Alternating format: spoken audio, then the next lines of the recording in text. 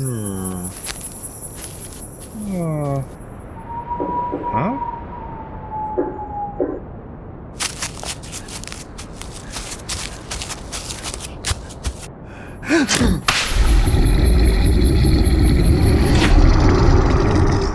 You're listening to Cryptid Clues, featuring your hosts, Taylor Field and Reuben Olson.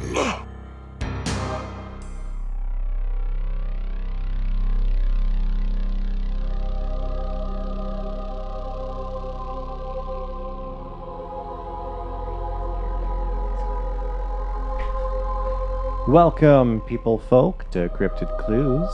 I'm one of your hosts, Reuben Olson, And I am Taylor Field. and we're going to start off today with the Jersey Devil.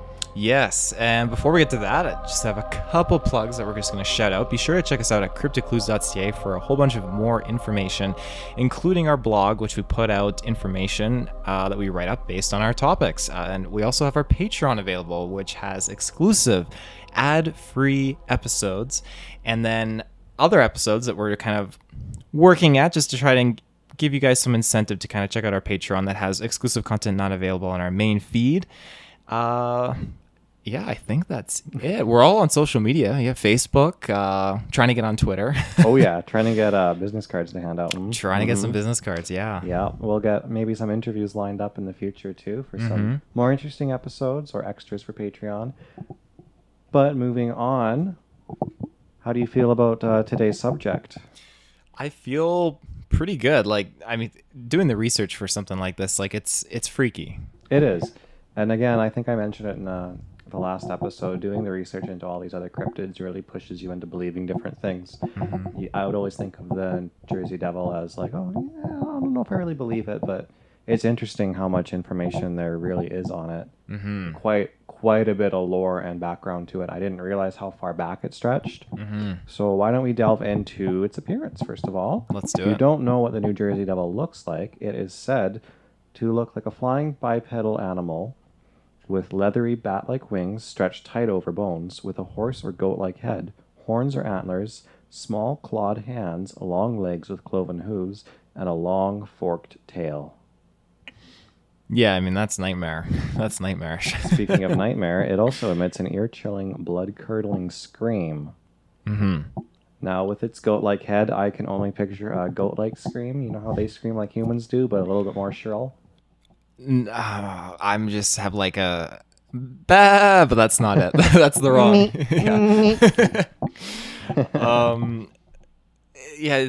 I mean, yeah, goat-like head. I found some information interesting about some people state that they've seen it around like 6 feet tall, and then other witness accounts claim it's around like 3 to 4 feet tall, which I think is kind of interesting because looking at the sketches of something like this and its illustrations, I would think it's probably like a 7 foot tall entity, especially with its wingspan, because you mentioned it had like leathery bat-like wings. Well, and according to this upcoming lore that we're going to discuss, it's like a couple hundred years old. It is, yeah. So it's probably varied in size if it's a physical entity. That being said, it was born in 1735. Its lore begins being born from a human mother. Ew, that's so nasty. That reminds me of Stuart Little, you know, the rat? Yeah, in the actual stories, he's born from a human mother. That's so gross. Is he actually in the stories? Yeah. Oh, God. Yeah, he's not a rat. He's a human that looks like a rat. Oh, I Can you imagine that just slithering out? No, I couldn't. That's crazy. Oh my God. So, born in 1735 in Leeds Point, New Jersey, from a human mother, Deborah Leeds. She was not enthusiastic to be having her 13th child and imagined it would be cursed. Her husband had issues with publishing almanacs, although I'm thinking this is tied to their ancestors, not really her husband. They were publishing almanacs with pagan qualities to them, and the town was quite against them. They had 12 children together and did not want the 13th. Now, we don't really know a whole lot about the parents of the New Jersey Devil. This mostly stems from folklore and old wives' tales surrounding its birth. As for the actual lore itself, it ties into Benjamin Franklin, who we all know in American history. He's quite involved in this story, in a way. his rival almanac publisher, Daniel Leeds, was described as a monster for his 1687 publishings, which included descriptions and symbols of a pagan nature. So this is way back in like the 1600s, the late 1600s. Yeah. Now these almanacs became censored and destroyed by the community. He became known as the Leeds Devil, which stayed associated with the family. Which I'm imagining, Deborah Leeds and her husband, the folklore from that, whether they were real people or not, their family had a pretty bad name, which is why all that stuff's associated with them. So anyways, Daniel Leeds became known as the Leeds Devil, and he responded to his criticism by continuing to study and publish occult findings. Became obsessed with demonology and angelology, natural magic, and other Christian lore-eccentric occultism. So he kind of went off the deep end with his topics, but he really tried to fight back, and I'm assuming he really believed in a lot of these things if he was practicing stuff, right? Mm-hmm.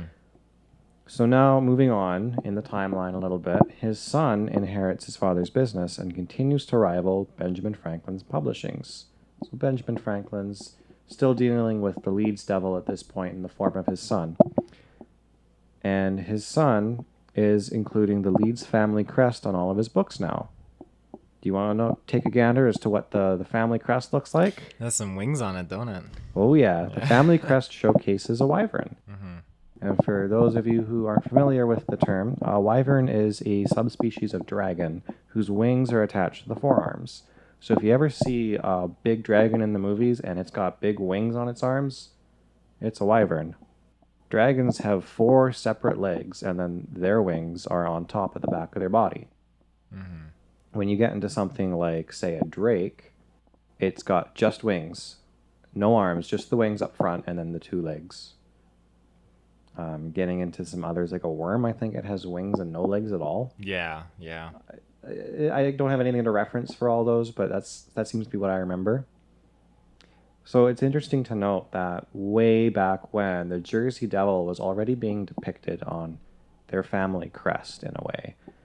Maybe not quite like what we'd expect it to look like, since it was supposed to be just a wyvern, but you know how those old-timey pictures are, right? Like, they can look kind of weird. If you've ever seen a dragon depicted in medieval art, it almost looks like a dog or like a goat-like head. Mm-hmm. So the sightings that I'm aware of really started in the early 1900s. So this is way far down the timeline now. The Jersey Devil's been born. It's been folklore and a boogeyman story for the kids for years. So there was a series of sightings one January that led to schools and businesses being shut down tighter than a 2020 pandemic. Supposed hundreds of sightings were reported and spread to nearby towns. Years later, these sightings were said to have been a hoax by the real estate market to cause fear and drive house owners to sell their properties for cheap.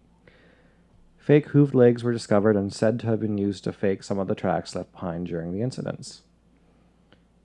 And then I'm going to add to this a little bit and say that a lot of these reports are kind of unrelated sounding to the Jersey Devil. Like, we've got 6-foot-tall hairy bipeds crossing the road, and just because it's in the area, they go, "Oh, I saw the New Jersey Devil." Mm-hmm. So that seems to be part of the influx of sightings, not necessarily of the Jersey Devil, but just of general monsters in the area, which I find rather interesting. Mm-hmm. Do you have anything you wanted to add to this? In terms of the lore, a couple other story versions that I had dived into was that the mother, Leeds, is a witch, and the child's father was the devil. Very, very cut and dry kind of story. Another one was a gypsy had cursed a girl because she refused to give the gypsy food. And then when the girl got older, she forgot about the curse, and then she eventually gave birth to a child, which was New Jersey Devil. And then another one, again, the story basically is of the town, or a town, I can't recall which one, putting a curse on a young girl who fell in love with a British soldier during the Revolutionary War. When she gave birth, it was the New Jersey Devil. So you have so many different folklore stories which all come back down to a woman giving birth, and it is this creature. Now, interesting note, what I had read about Mother Leeds when she gave birth, at first it was a normal baby, and then it shapeshifted and changed it into the creature, transformed. and then I read it like about that. whacked with its tail I'm assuming like the helpers and the nurses around her and her friends, and then The it other went 12 up the kids. chimney. Yeah. And then it went out the chimney and it escaped basically. That would make for a great horror movie. It would. We're talking about some interesting. Well, you mentioned an interesting horror movie concept earlier, based on something we were talking about. Maybe we'll reveal that in a Bigfoot related episode. That's basically like the more prominent folklore tales that I had found. Wow, we really spread through that. I think it's interesting to note that a lot of this stuff varies depending on where you're reading the story. Mm-hmm. The New Jersey Devil is one thing, and it always seems to stem from being born from a human mother, but the circumstances surrounding that at a certain point get very blurry. Now, it does lead back to the Leeds family. Those publications and the almanacs with the paganism in them were real, and Benjamin Franklin didn't like them very much. Now, when Daniel Leeds was finishing up his publications and stuff, Benjamin Franklin decided to slap a couple jokes in one of his books and wrote, what do you call it, like an astronomical prediction kind of a thing? He was poking Right. fun at Daniel Leeds' versions of astronomical predictions. And he said, oh, Leeds is going to die on this day, etc. But Daniel Leeds took that as an insult, not as a joke, and he took it very seriously and fought back against Benjamin Franklin. So Franklin just kept joking about it, and then after the date decided to say, oh yeah, he died on that day. He's just a ghost haunting me now. All of his writings are being written by a ghost. Like he was really pushing it with him. Mm-hmm. So, So you're referring to horoscopes? yeah, something Yeah. like that. Okay.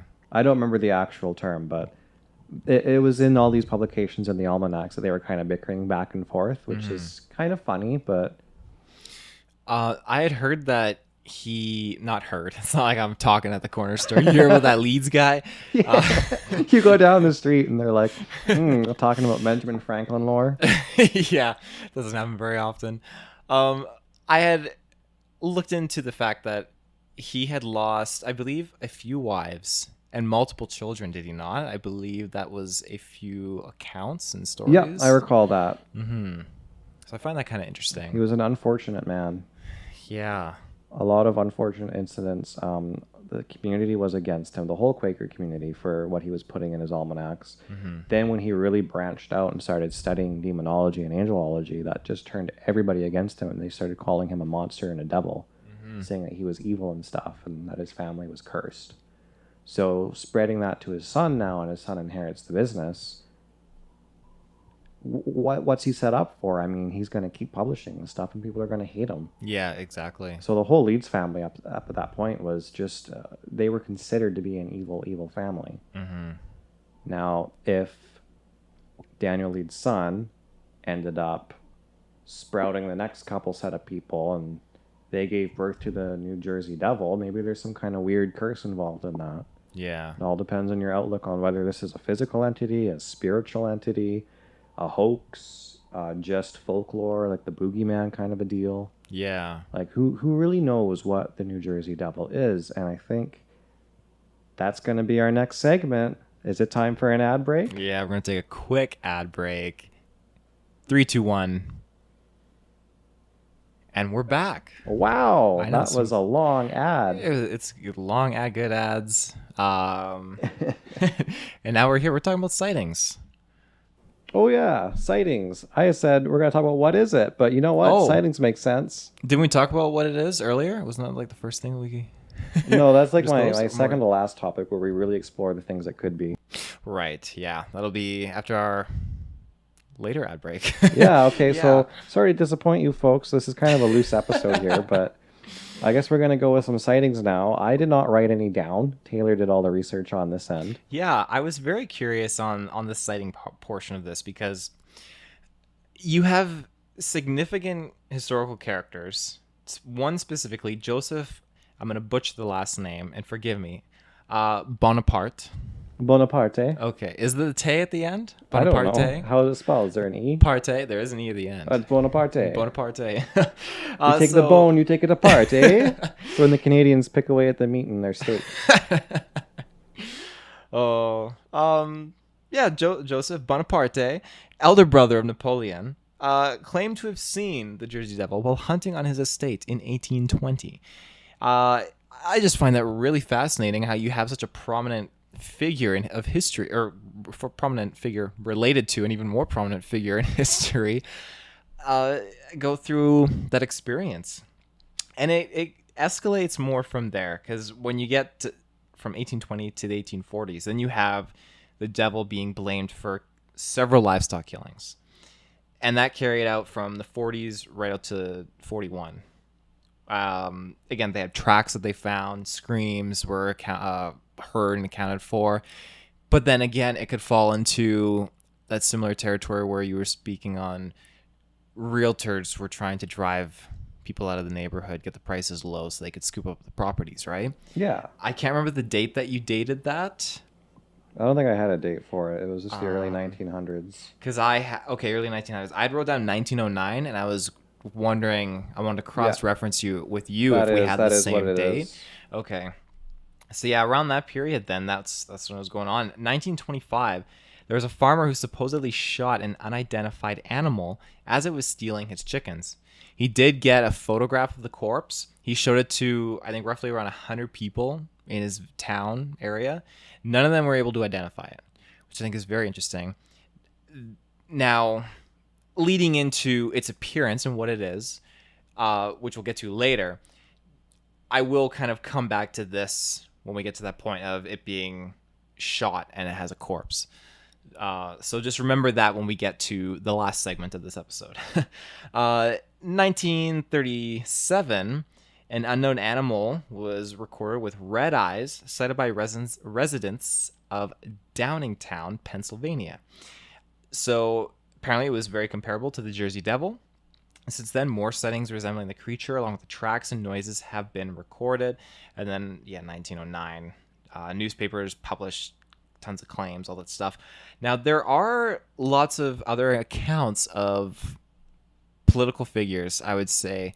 Well, maybe political figure is the wrong term, but like law enforcement, stuff like that, have encountered and seen and heard Figures of authority. Exactly. That's the word I was looking for. Yes, yeah, people in like the justice system, that sort of stuff. And I take that with a little bit more weight to it because I mean, again, I know there's good cops, I know there's bad cops, but whatever kind of cop you are, I don't feel like most cops in general are gonna lie. Like they're very spot on with what they see and what they try to identify. And when you see something with red eyes screeching and flying above the treetops, I mean, you know it's time to quit your job. You know it's time to quit your job. I think I sent you, or you sent me a video. I think you sent me the video of these officers walking the graveyard.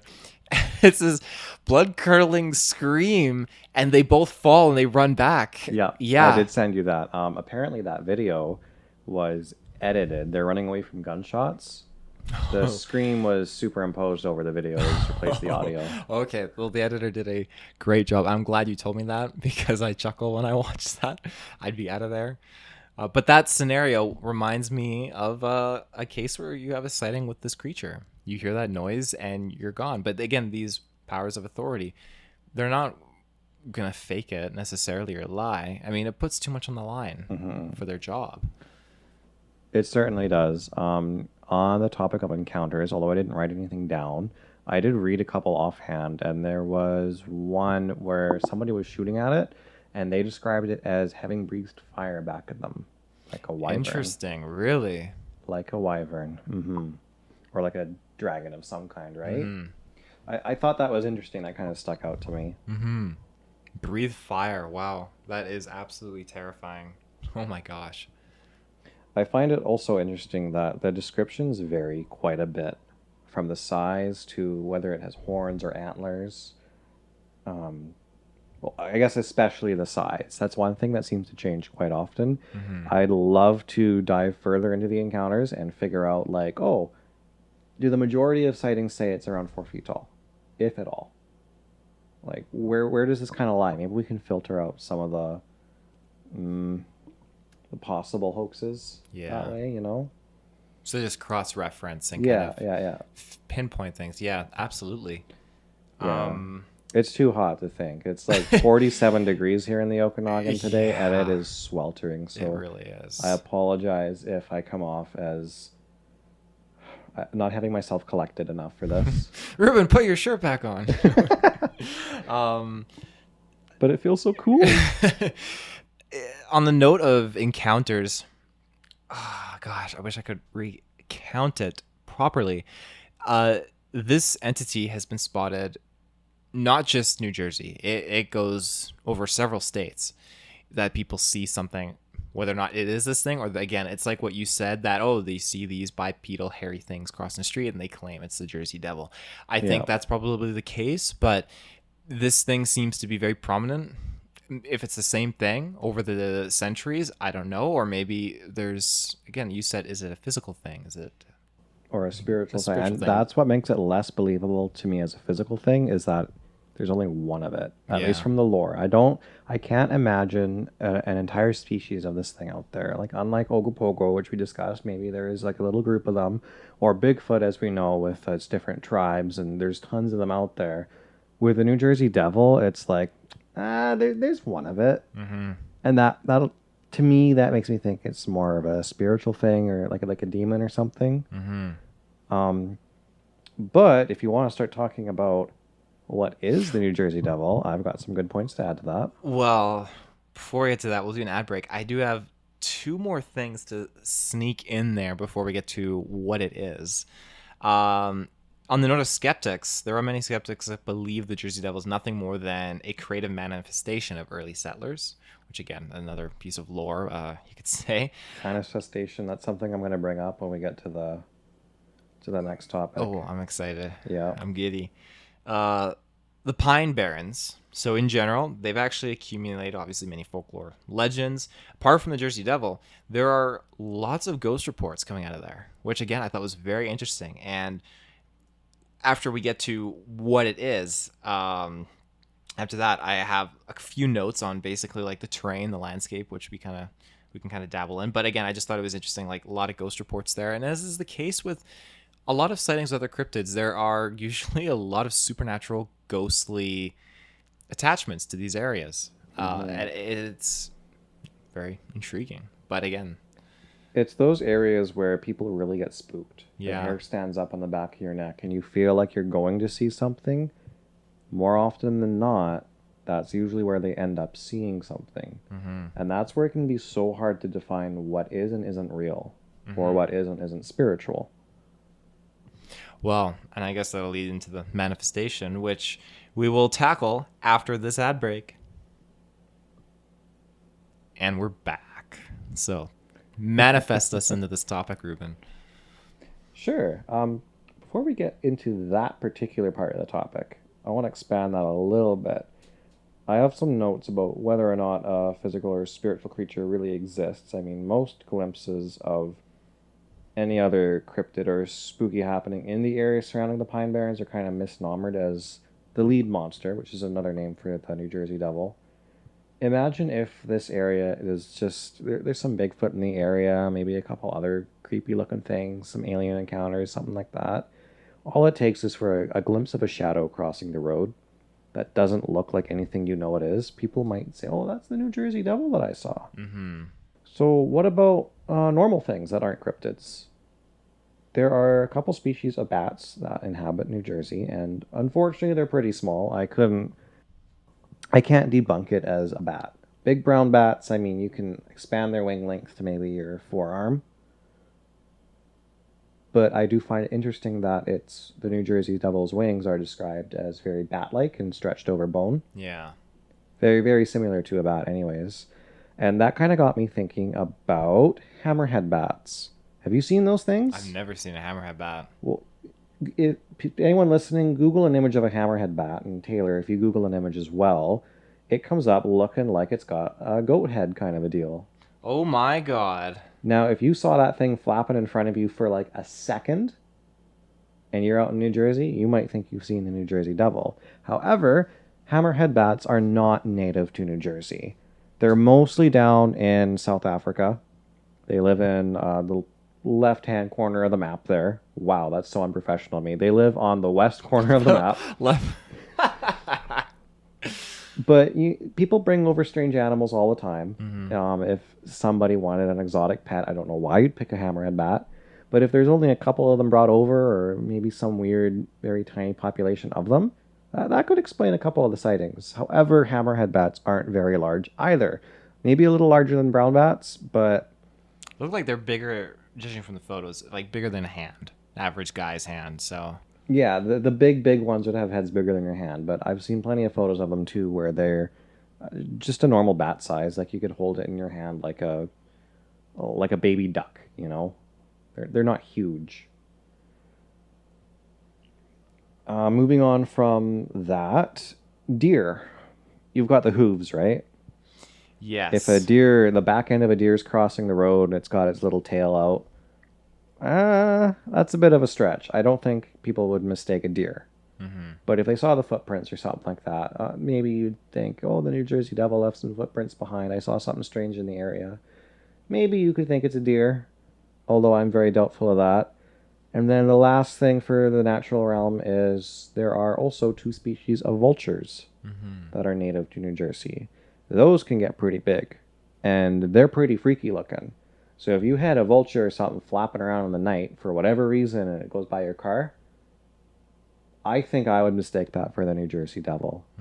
Beyond anything else, that's where I would have a case of mistaken identity, for sure. Well, they have very large wingspans. So, I mean, that would fit with the wings. It would size up probably pretty close, too. If people are saying they see like a 4-foot, 3-foot tall entity, I mean, it's much bigger than the hammerhead bat, obviously. Yeah. So you're not probably far off. No, I think at nighttime too, when the spooky things are out, that's when you're going to misidentify a vulture as well. In the daytime, if one's circling, you're not going to misidentify that. Going into the spiritual side of it, if the stories are to be believed in any form, and it's not a species of creatures or whatever, if it's a single unknown entity, it's probably most likely demonic in nature, considering its origins. With Daniel Leeds and everything that he was researching and practicing. Yeah. That just wouldn't surprise me.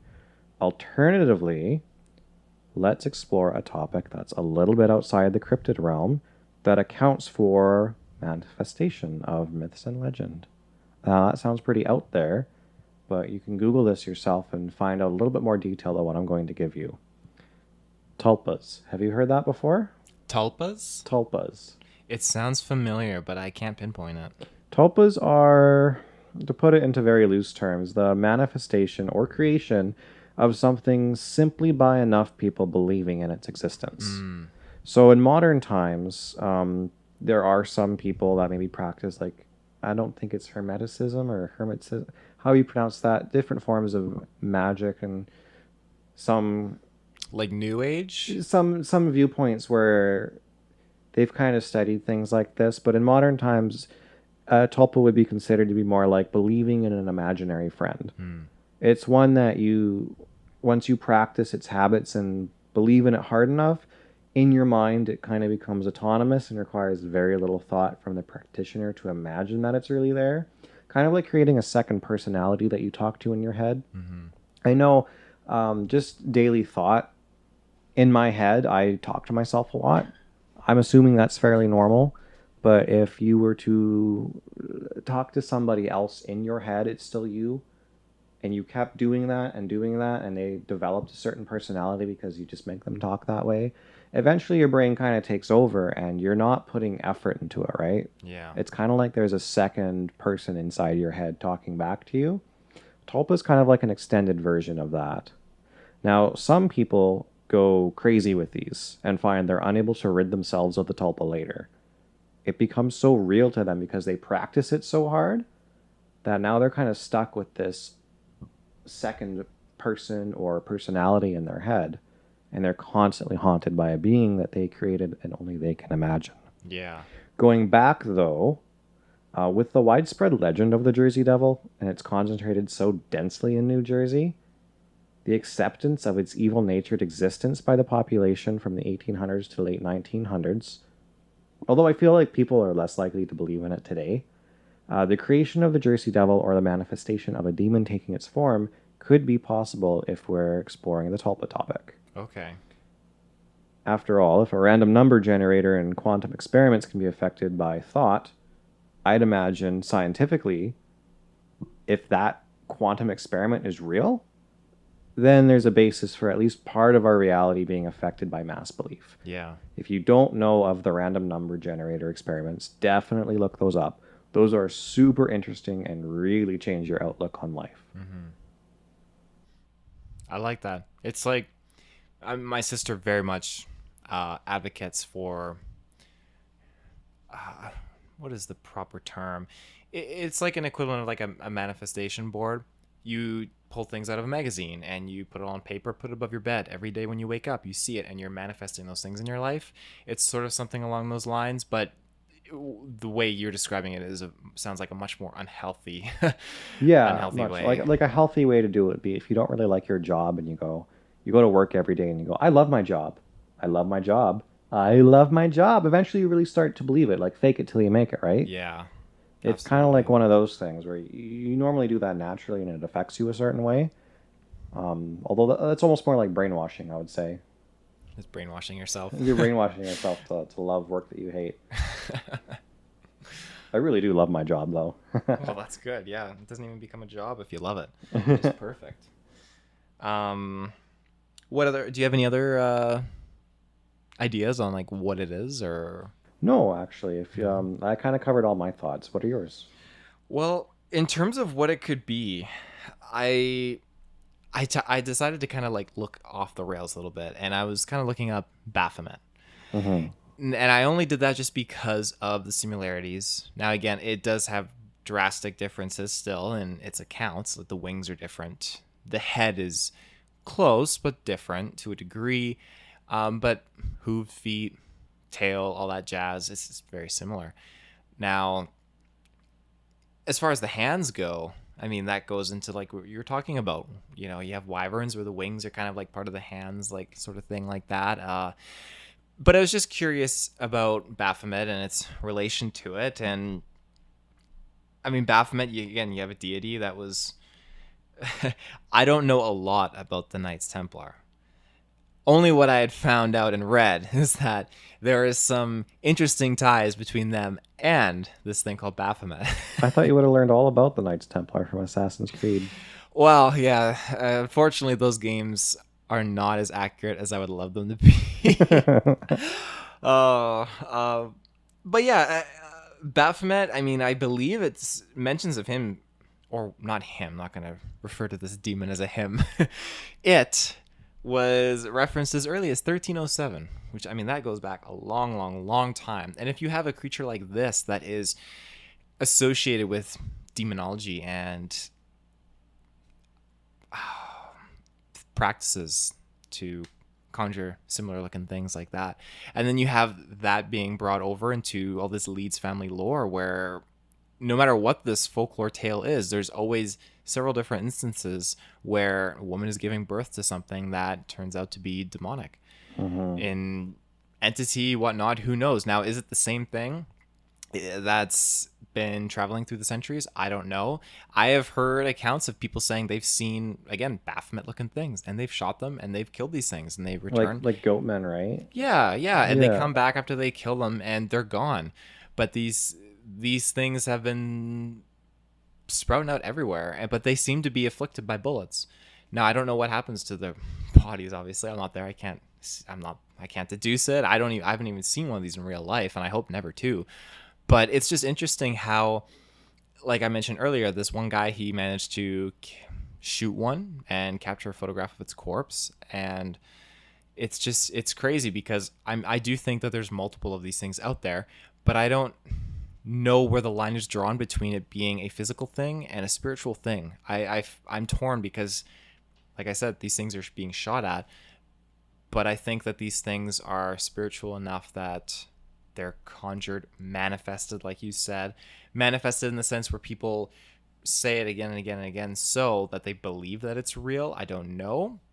I think people do bad things in this world, and it can lead to bad things coming out of very bad things. I mean, Coming out of very bad things. So Yeah. bad things and bad things come out of bad things. Got it. yeah. No, I'm inclined to believe that. On the New Jersey part of it, though, some of the encounters also mention that it's not affected by bullets. So the stories really vary quite wildly. And that's the part where I look at this whole thing, take a step back from all the crazy thoughts and conspiracies, and go, well, I don't think I'm inclined to believe in the New Jersey Devil. I think at first glance, without digging deeply into it, the easiest thing to say is it's a hoax. Yeah. It's probably not real. That part of me that does believe it goes, well, okay, if it is real, it's something spiritual. Yeah, not something really abiding by the laws of nature. It needs to eat, hunt, reproduce, like that kind of stuff. Like it has, Although it has apparently been accountable for some killings, right? yeah, which again is interesting. But I mean, it doesn't seem like we've had any reports of it like going after people necessarily. It seems like primarily it's who knows? Like animals can be used in ritualistic practices. So Exactly. Would it go after that for that? I don't know. I am far from being a demon expert. Even if it's just to scare people and make them believe in something weird, you know? Absolutely. Interesting about the area. So the name Pine Barrens refers to the area's sandy, acidic, nutrient poor soil. European settlers, they actually weren't even able to cultivate their familiar crops. The ecology of the Pine Barrens does actually support a diverse spectrum of plant life, though, like orchids and a lot of carnivorous plants, which I thought was very interesting. Again, you have carnivorous plants that have been known to eat small actual animals and, again, insects, obviously. So could someone be walking through the woods and get bit by a plant and think, oh, it's the Jersey Devil? I mean, who the heck knows? That one's a stretch, I think. I'd love to have like a little piranha plant pet. Venus That'd be flytrap? awesome. Yeah, like a Venus flytrap. That's the proper not nerd name for it. Thank you for that. I watched a video of a guy just feeding one. He's like giving it like little flies and stuff like that. Mm-hmm. They're very cute, actually. It reminds me of the Pokemon Carnivine. So I kind of mentioned how I feel about the Jersey Devil, but Taylor, what do you think? If the Jersey Devil exists, is it a physical being or a spiritual one? Do you believe it exists? Do I believe it exists? I'm inclined to say no, but I'm not a very religious person. I never was growing up. Looking more into cryptids as a whole, it's really opened my eyes to the religious aspect and how it actually has a very strong connection to many of these different things, and that frightens me to a degree. And this creature in particular, I get the sense that it is or it possesses the ability to kind of be spiritual and then adhere to our three-dimensional world, being an actual physical entity. Yeah. How it could do that is beyond me, but I think that there is more of them, or it's the same one that's just coming back every so often by whatever supernatural means. But I am inclined to say it is more of a spiritual thing. It is more a demonic thing, and however it appears, it is not natural. It is appearing because human beings are probably doing something they shouldn't be. That's how I would take it based on the research that I've done looking into this. Yeah. So on that note, then, do you think reality can be modified if enough people believe in something? Kind of going back to the Tulpa topic, maybe exploring like an are we living in the Matrix topic, but if people can believe in something and almost create something from nothing, or if there's something spiritual there that's listening and observing with evil intent to do something to people and just appear, do you think that's a possibility? What do you think about reality? Well, it kind of makes me think of the Mandela effect, to be honest. You have tons of people that have, I guess you could say, manifested or believe that reality is one thing, and then you see someone mention, hey, Berenstain Bears is actually spelled this way. And you don't remember it being that way. And it's interesting how has reality changed? If you remember something being a certain way and no one else does, that's fine. But when you and most of the population remember something being this way, and it's like that memory has been, or that memory in reality has been manipulated, it's very weird. It's kind of like the world is in a dreamlike state almost, where you move from one dream to another, but you're never really consciously aware of it. Yeah, basically. Well, we've really dove off the deep end today. Yeah, absolutely. It's a crazy topic. Yeah. I'm gonna go cry now. I don't know what's real anymore. Oh, well, hopefully not this thing. That's all I have though on my notes. Well, what do you think though? Like on that note, if enough people believe in something to make it real, does that go back and like affect history and everything as well? Because think about Bigfoot. What if Bigfoot was a hoax? What if it started out as a guy in a costume? They went with it. They said it was real. People started to believe it. People wanted to find evidence of it. People started finding evidence of it because they wanted there to be evidence of it. And now it's gone so far back that you've got like cave paintings on the wall of Bigfoot from thousands upon thousands of years ago. Now all the different tribal nations have their own version of Bigfoot. Bigfoot's all over the globe. What if it wasn't that way? What if we just kept shifting our reality to work that way? You mean, in this sense, Bigfoot is a real thing, but because we're manifesting it, because we want it to be real, we're basically merging our reality with something that shouldn't be connected to ours and I wouldn't say it's merging reality. I'd say we're molding reality to be what we want. Okay. Right? Like enough people believe in it now. Now it's a thing. And it's a thing that needs to be grounded enough that it's now in our history as having existed. There's evidence of Bigfoot going so far back now that the evidence is getting more and more real. Does this include having definitive proof of a body? Or is this just based on where we're at now? We're still building up to that point. Yeah. I mean, what if we get to a point where we do find a Bigfoot body? And then we discover something that, actually, there were Bigfoot bodies found way back when.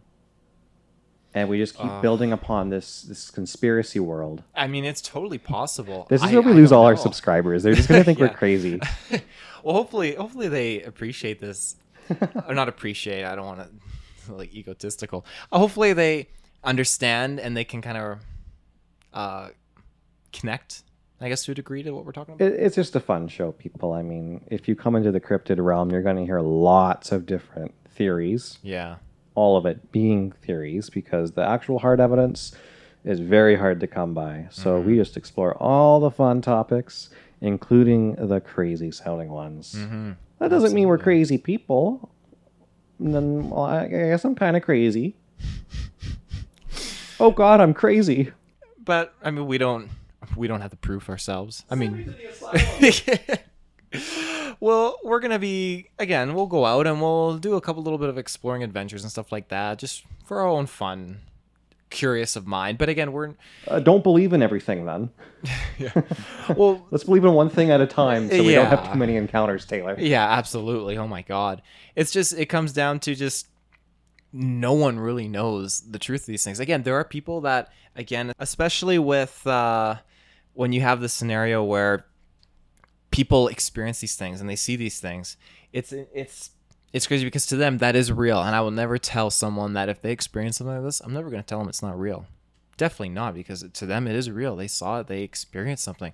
But again, it's just there's so many different perspectives, and it's easier for people like us that haven't seen these things to kind of come in and be like, yeah, that's not real, or this is that. But at the end of the day, I will always plead like, hey, if you saw Bigfoot or you saw the New Jersey Devil, I'm probably more inclined to believe it. I want to sit down. I want to hear your story. I want to listen to what you have to say and hear your perspective. Yeah. I fall into all these different topics that we discussed. I'm a Bigfoot boy. Yeah. That's my reality, and that's kind of where I ground myself. The rest of the cryptids, well, I'm open to a lot of these things. I'm open to exploring the ideas and theories. And I do a lot of research into them to state what people have come up with, but I don't necessarily believe in most of this stuff. Yeah. I think it's a possibility. And I leave it at that. Yeah. Well, it's a good mindset to go into this with, because I mean, you leave it as a possibility, and the door it's cracked open a little bit. And that's all you need. As long as you're not someone who is just like, oh no, it doesn't exist. Like, no, not a chance. Like, people are so caught up in their little bubbles. But if you can kind of leave the door creaked open a little bit and kind of pop your bubble, it's a crazy world out there. And that's exactly what this show's going to get into. We're going to go even more nuts next time. Or we'll just ground ourselves with really boring cryptids. Who knows? Yeah. But I think that about wraps up this episode, eh? It does. It definitely does. Again, like we shared at the beginning, if you want to find more content, check us out at CryptidClues.ca. Exclusive episodes on our Patreon. You can find us on Facebook. And especially, if you want to reach out to us, send us an email, CryptidClues@gmail.com. Yeah. We'd be happy to hear your stories if you have any and stuff like that, and just want to reach out. We're always taking emails. And if you happen to be in the Okanagan Valley, we would love to have a phone call, meet you, hear your sides of the stories too. Absolutely. Well, until next time, we'll see you guys soon. I'm not going to say the other one this time, eh? No.